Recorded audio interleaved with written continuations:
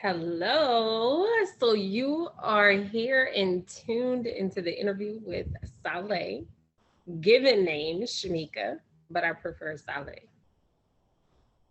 And my company name is Goddess Cuffs.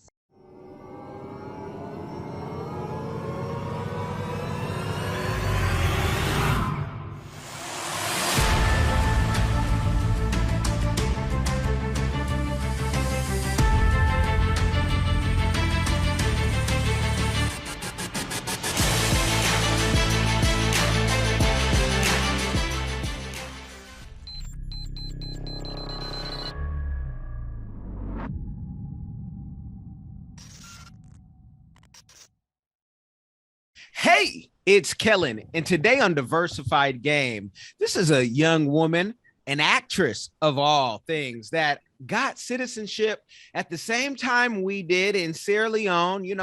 Salon Bobo. We thank African Young Voices for being our new partners and airing this on AYV Radio. And whether you're listening on AYV Radio, iTunes, Spotify, iHeart, Podbean, Listen Notes, we thank you for tuning in. Today's guest is Sallay, and she's going to give us the game on what it is to be an actress. She's also a teacher. She teaches over 100 kids, during a school year, and she's a double sim, dual citizen like we are. So, we're just going to get the game and learn from her, but she's been on some big shows. So if her face looks familiar, yes, she might be the younger sibling of Erykah Badu or Lauryn Hill. That's for you to find out. But Sallay, welcome to the show. How are you doing today?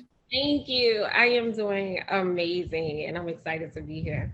Well, let's just start with, before we talk about all the things that you've accomplished, on camera, what did it mean to you to get citizenship in Sierra Leone? Many people would say, why would you want citizenship from here? And those people would be in Ceylon. They say, you already have a blue passport. What do you need citizenship from here? So, give the game on that to start. That is so interesting that you said that because I've even heard that here. Why from some people, but that question, it's so overwhelming. I get so overwhelmed with emotion when I think about it. um Growing up, we're tied to Africa. We just know that we're African, right? We're descendant from the Africans that were torn away from their home, and that's all we know you know and then growing up in New Orleans, you walk around and you would see the various flags on people's homes.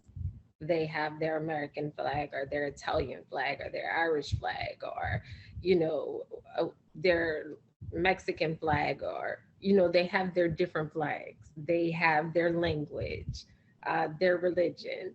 And so I always knew I was going to get back to Africa. However, I never would have thought in a million years that I would be able to go back home and actually connect to the people that I was from. So when I got there and I saw that I had a language, a culture, and a flag in a country that belonged to me, it changed everything. It's like I would come home and I would say, I mean, I always knew I came from greatness, but oh my God, it's solidified. So it means so much to me to have that passport to go home. Like that's my home, you know. That's where I was rooted from. I was uprooted from there. Well, my people were uprooted from there, and I just happened to be born here. But that's home. And the moment you step on that ground, you feel it. It's a feeling you cannot explain. I don't know. I tell people it's crazy. My skin even come to life out there. Like everything just radiates. It's just different. It's like your soul know it's home. And having that passport, it's just so important to me.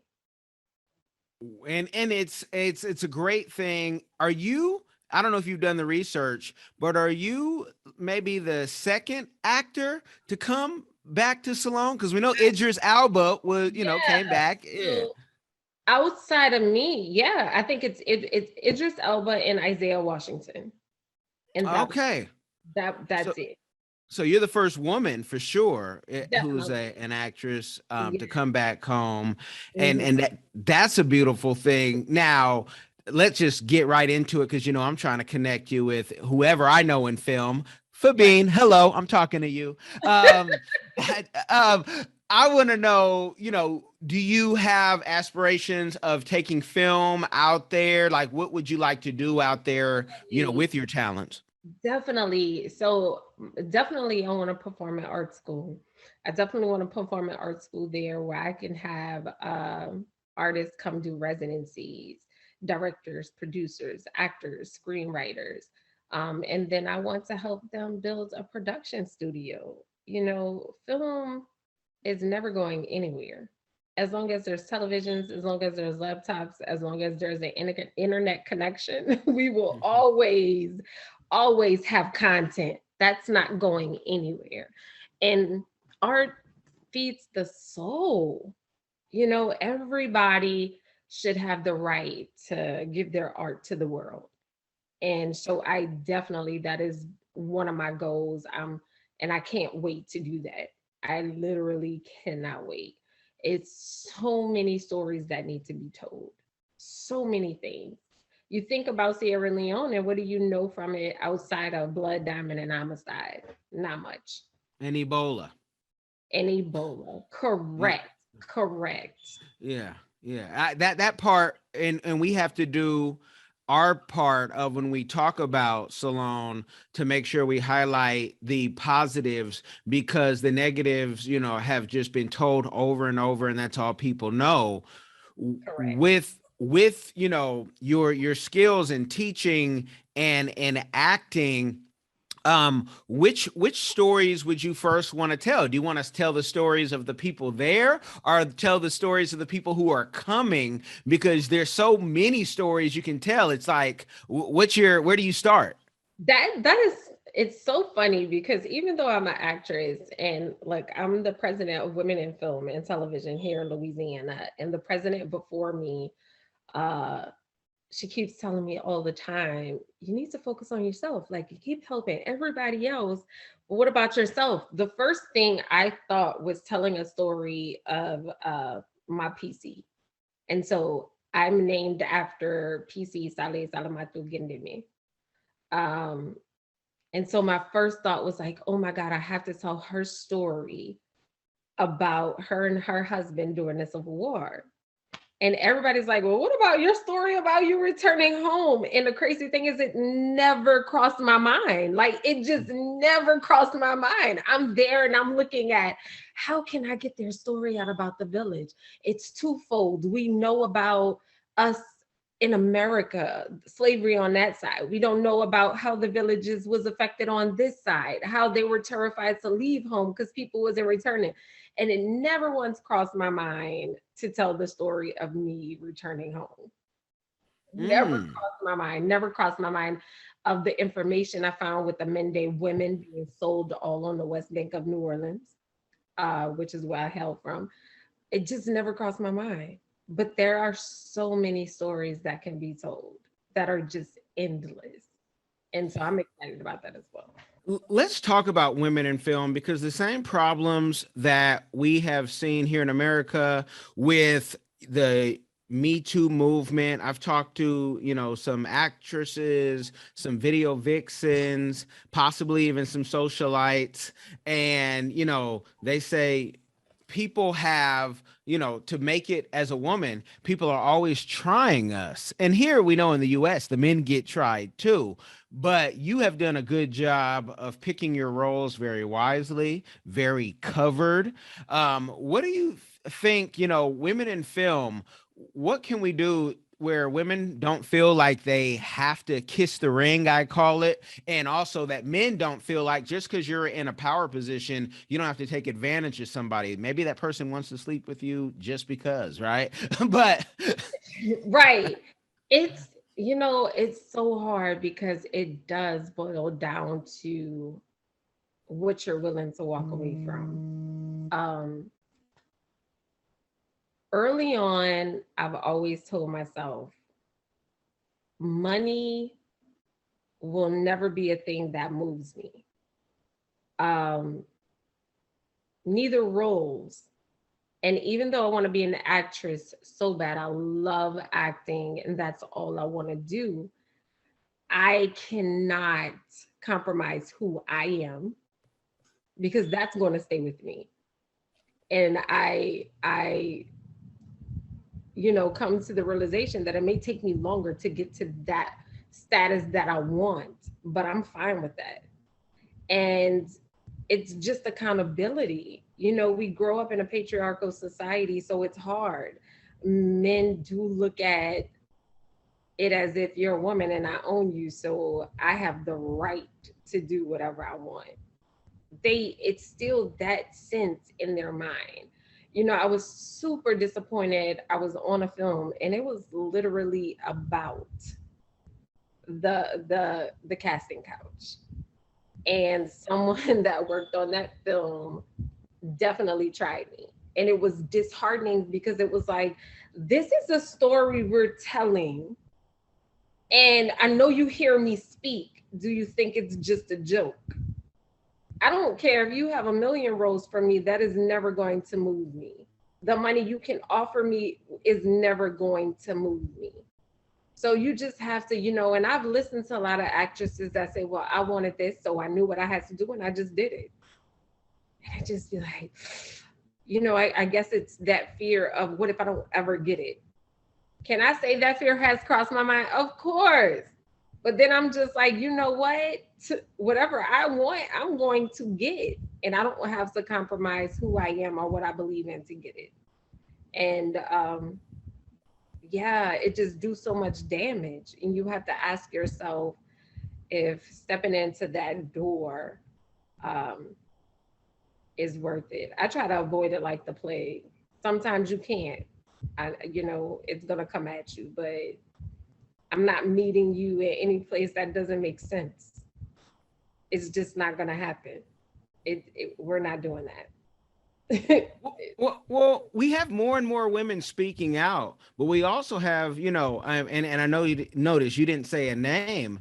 If it's me and I'm heavily offended, but I'm a man, and my position is I'm not looking for a role. I'm probably going to hire for a role, but can women even afford to speak out? Because once you speak out, you're pretty much blacklisted, blackball, or whiteballed, however you want to look at that, right? Like people are scared still to say a name and say this director, this gaffer of all people, whomever. You are, and you know why you are afraid? Because they do still, it's like I said, it's a patriarchal society. So even if you are right, and even if that is the thing, it's still like, I'm gonna make it hard for you. So having women in film is very important so we can support each other, lift each other, and back each other. Because at the end of the day, it is power in numbers. It's power in being together. Like they say, teamwork make the dream work, and that is definitely true. Amen. And someone asked me recently, they said, why are you so hard? And you want to talk about the casting couch? You want to talk about this? I'm hard on it because in entertainment, sex is not a foreign thing. Just like in the world, people are having it all the time. You don't have to use your position to get it unless you don't have any game, and then you're lame. So that's why I stay on this. Let me tell you what's so funny is because when I was in film school, a producer from Law and Order came spoke to us, and he said his exact words. I'm not going to say the casting couch does not exist. It is not what he said. It is not as popular as you think. Like it's not such a big thing as you think. He said, but I'm gonna leave you with this. You can F your way to the middle, but you can never F your way to the top. And I sat there and I thought about that, like what and I was like, that is definitely true. Like it's just yeah, it's a thing though, man. It's a thing. And I feel it breaks my heart when some women believe, you know, that they can't speak up Well, she didn't say a name. because they have no power. You didn't say a name, but I'm gonna say, just I'm throwing it out there. If Dick Wolf made that quote, let's just give Dick Wolf his quote. Just start it off with that. Now let's give it to Dick real quick. What not? We one of our favorites. Now for you teaching, can you give us, I want people wherever they're listening to see the state of the mind. You're in New Orleans, which culturally is very rich, and Yeah, you think that, Black people would know their history more than they know it in California, where I'm from, where people didn't even know where Juneteenth was until recently, some people. But you were telling me a story before we began saying, kids didn't even know where their last name came from, and these are kids of middle school or high school, I assume. yeah. But and their parents didn't even know what Black Wall Street was.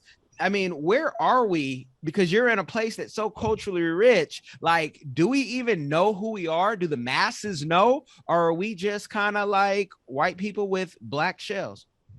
See, this is what's interesting for me because I was having a conversation with one of my friends, and he runs the National African American Gun Association here, and he's in the industry as well, producer, sound mixer. He does a lot. And he was talking about how we were, even down to during slavery, we were very conscious of who we were in New Orleans, like the different tribes. There's information where, there were people who would come back to, they were freeing the slaves, but they were specifically freeing their tribes because they knew who they were. And here in New Orleans, the French crown went broke. So therefore, they couldn't do what other people were doing. Where they would pick up the slaves, drop them off at what they were calling the seasoning plantations to mix them up, to mix us up so we couldn't uprise, right? So the French crown didn't have that much money, which is why New Orleans is so, I guess, culturally tied to their things, because when the tribes got here, they weren't mixed, so because they couldn't afford it. So we knew who we were. You pass those things down. Even with our Mardi Gras Indians, they use the Indian story as just a cover story to be able to practice our culture in Congo Square and all through Mardi Gras season. We don't know where that disconnect happened, where we lost it, because it's kind of gone. Like, we still do it, but I don't think they know why. We still have our second lines, but I don't think they understand.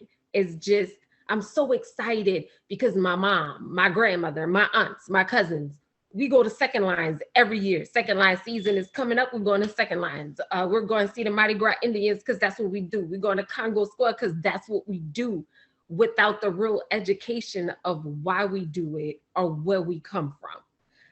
I teach at a performing arts school. I teach middle school theater. When you walk in that school, you hear nothing but the brass bands. You hear nothing but the beat of the drum. We have all of that. We have the African dance class where she's given an education on it. So I'm not understanding why they are not tying that into it, or they're just not paying attention. They're just not soaking in the information. But as I was saying, I was having a conversation with my class about me returning from Africa, and they were asking me about the jewelry I had on and why did I wear that jewelry? Did it come from my culture? And I'm like, yeah, yours too. And they were just like, I'm not from Africa. And it was like, well, why are you African American? Because I'm Black. Okay, so where do you think the term African joins with American come from? I don't know. And I teach 160 kids. And so I started having that conversation with each class just to see what they knew. And most of my babies were so disconnected with why they were called African American or where they actually came from. To them, we are not the descendants of Africans from Africa. They don't even know. They didn't have a clue. It was just that, oh, I was Black. That's what I know. Me and the people on the African continent have something in common because we're both Black. So that's the assumption of why I'm African American. And so, further explaining to them, we don't have our culture, babes. We don't have our last name. Your last name is the name of the man that owned your family.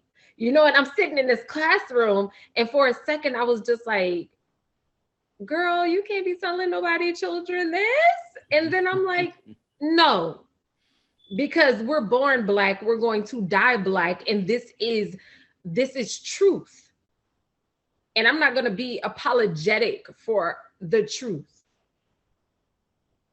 And so they started Googling their last names. One last name was Anglo-Saxon. The other one last name was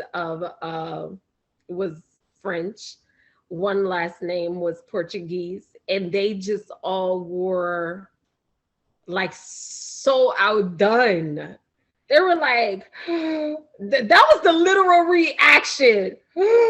Oh my God. Because you got to understand, 6th and 7th and 8th grade, they're so, and it was just like, so they were just so, hold up, Google your last name. Where did your last name come from? And every time I come in class, it's Miss Sallay, you got to tell us more. I need to know more. My mom is going to order me some books. My mom, it's so, that makes me feel good. What? Okay, let me push back though. Let me push back because this might be just like, where is it where the young people, right, that they have Google? We all had to go to encyclopedias, right? And our fathers and our grandfathers really had to do even more than that because they didn't even get to have them at home. If you were privileged to have encyclopedia at home, you were balling. But you used to have to just go to the library. But it's like the more access to information, because whether you're in the US or if you're in Europe or even in Salone, like you talk to people, and I've heard someone, I won't say his name here, but I heard it from multiple people. Oh, in Salone, we're not business people. That's why the Lebanese and the Chinese, they run this stuff. And you're like, do you not know your history and how this came about? Google is right here. So the same thing that's happened in the US with them not knowing who they are happens in Freetown and the rest of Sierra Leone. As a teacher, what can we do to have our kids say, can you please just Google the history? See, that's what's so interesting to me because it terrifies me also that I don't know how to say this, that they lack that knowledge, or it seems like the more access to information they got, the harder it is for them to understand how to access that information. It seems as the more access to information they got, the critical thinking disappeared. And that's something, and it's funny that you're talking about when I went home to Freetown, that is one realization that I had that smacked me too in my face. Okay. The lack of information that they had on to what actually happened to them and why they are in the state that they are in. I actually that was one of the things that made me cry. I broke down. I legit broke down. And I know they couldn't understand, like, my brother told me, he said, "What's wrong, sister? Why are you crying?" And I couldn't explain it. I didn't know how to explain that to him without it being insulting. So I didn't have the words to express that outside of your minds are colonized and it's heartbreaking, and I sat back and I told my best friend came visit me in Sierra Leone, and I was like, oh my God, it's so overwhelming because they colonized our bodies and they colonized their minds on the continent. And when I say that, many African Americans would be like, oh no, we colonized mentally. And I'm like, no, it's not the same. You're not understanding what I'm saying. We know better. We go along, some of us go along to get along. It's a difference. Your mind is not colonized. You go along to get along to make your life easier. They actually have no idea. It's actually colonization to where they believe this is right. This is the way to go, not knowing that they were given that by the colonizer and it's not theirs. And then it's infused into our tradition and passed on as culture. And it's even more disheartening. So let me ask you, since you see that as a problem, and I know you're working on some businesses and some things to be able to, contribute.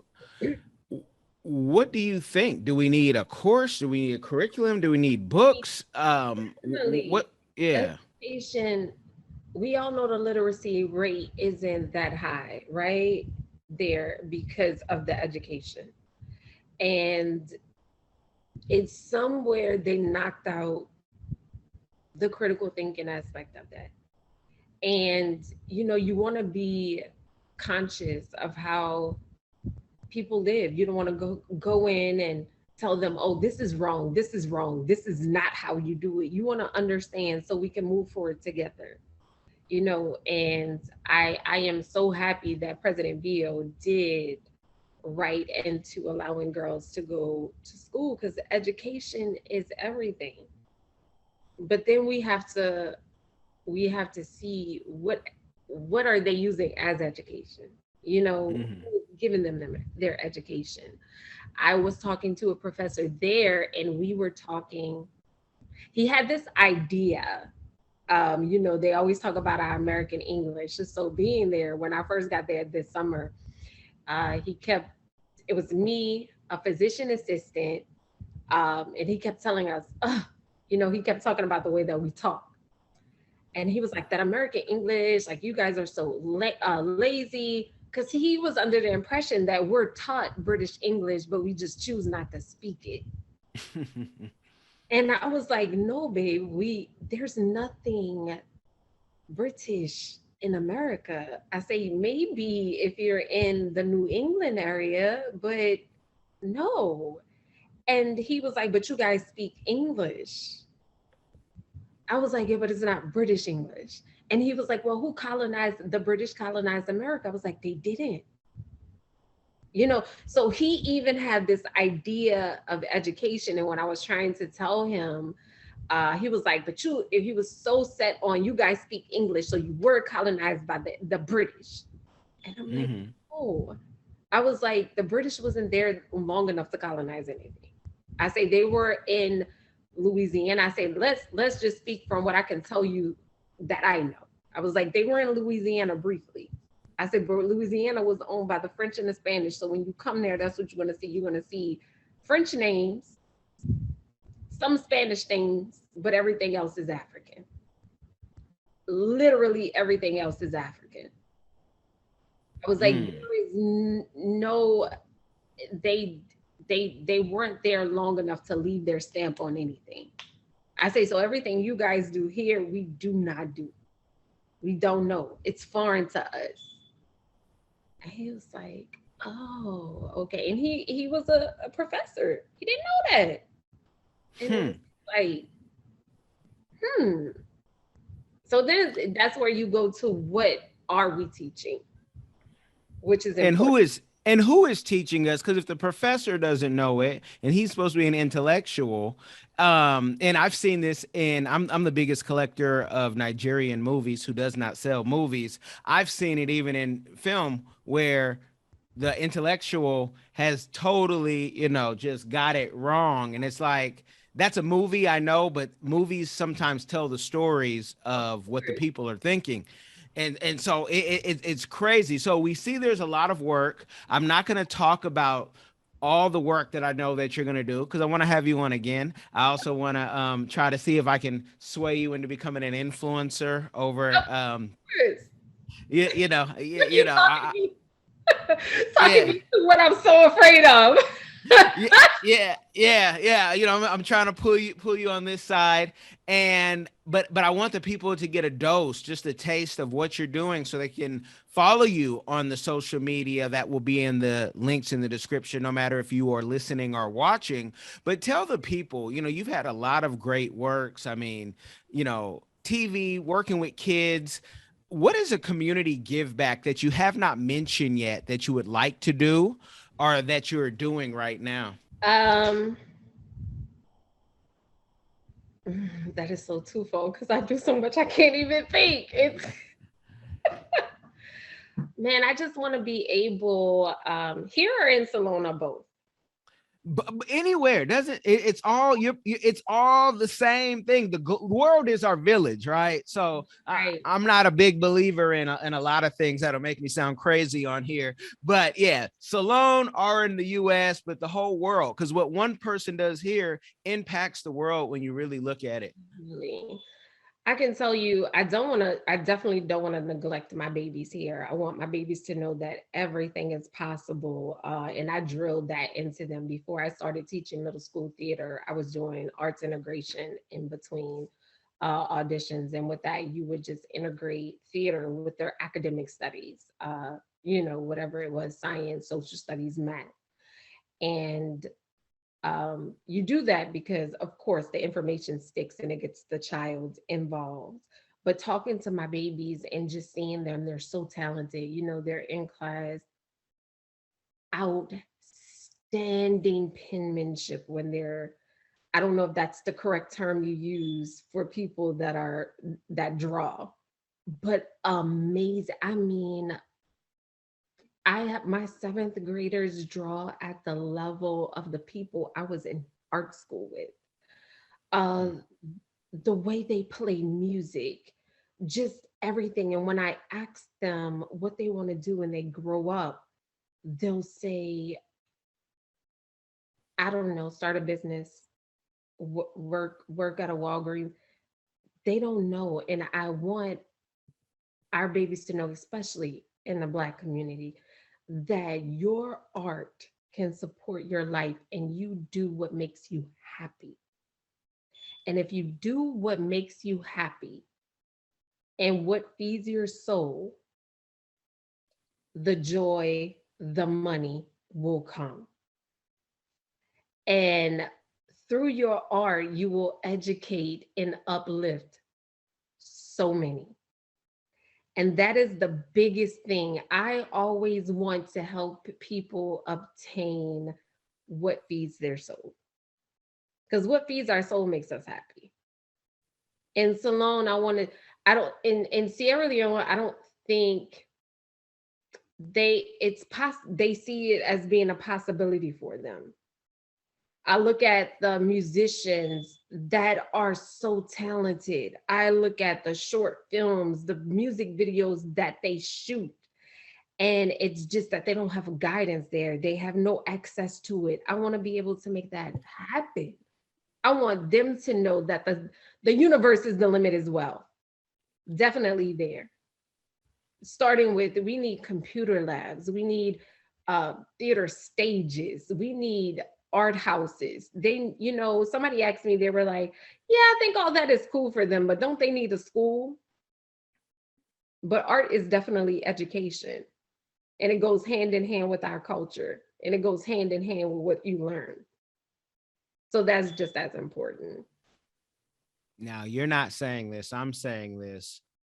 For that person who said, don't they need a school? I think we've had a lot of school, but school has changed. School can be home. What is school? School is travel, learning. I homeschool my kids. They have their own teacher and they get to travel more than most, people. And that is school. And that's the learning. And what do you take from school? So school is what you make it, what you learn, what you study, what you see. So don't they need a school? The way you said it, I heard that person and I Yeah. wish I was there. Don't they need a school? Yeah, you know what? What did school get you? I No, just want to know, it's it's amazing that you said that, because most of my education has come from being exposed, has come from traveling. I know the things I know from, um, as they would say as actors, people watch. I learned that I learned the things that I know from studying people, learning about different cultures, being exposed to different areas. School didn't give me any of that. School taught me how to read, and I can't even say school taught me how to read. My mom taught me how to read. So um, I guess to me, school, and I don't want to say because you do need some sort of education or whatever that model is. It gives you structure, yeah. It gives you, it socializes you. School in America is, everyone says the prison pipeline, but it really shows you school. It sets you up for a job. And Yeah, right now, everyone needs to be looking at business because a job isn't for everybody. And how you learn, how you read, I found out at like 38. I was a dyslexic my whole life, but I finished grad school, wow. coincidentally, but I had to be tested and that was hard to do. But what is school? But many of the prisons are filled with folks with dyslexia, and I can only say I might have been one step away from being caught. And yeah, because and I just had this conversation with my babies. I would go into mini school, and that's another, I didn't touch on that when we were talking about what happened because New Orleans has so much culture, why they're disconnected from it. And I left out a big thing. Most of that did happen because our charter schools. After Hurricane Mm. Katrina, they killed our public school and they brought in all the charter schools, which chopped us off definitely from our culture. Didn't hire back a multitude of African American teachers. They brought in many white teachers from all over that has no connect. So that is definitely what I know my babies are suffering from as well. It's bad. And that's a fight for us as well with the whole charter school system. It is definitely a fight. That prison pipeline I was explaining to them, I was like, do you know that they build prisons based off your third grade reading level? Hmm. Third grade. So based Wow. on your third grade reading level, whatever these children's reading level is in third grade, we're going to build prisons if they're not on the third grade level. Because we know by the time they graduate high school, they're coming to prison. Are they going to force that for you? And I've walked into schools where it has devastated me because I've had to, like, am I in prison? The way, it's definitely a thing. Well, you guys have gotten the game, you've gotten a taste, and make sure you look in the description box. One thing I can promise you is if you share this with someone, it will change their life, no matter if they're in Salone, Togo, Cameroon, or the US, because it'll have you thinking of what do I need to expose myself to? What books am I not reading or listening to in a time where it's free on YouTube? Turn off those cat and fighting and Karen videos and get into some learning so you can expose yourself so you can make some of this money. It's here for you and it's here to share. I thank you for coming on. We're going to take this offline, you guys, where I promise you too, the best conversation will be told then, but we're going to cut up a little bit, but make sure you share it with someone. You guys have been blessed by the game. Peace.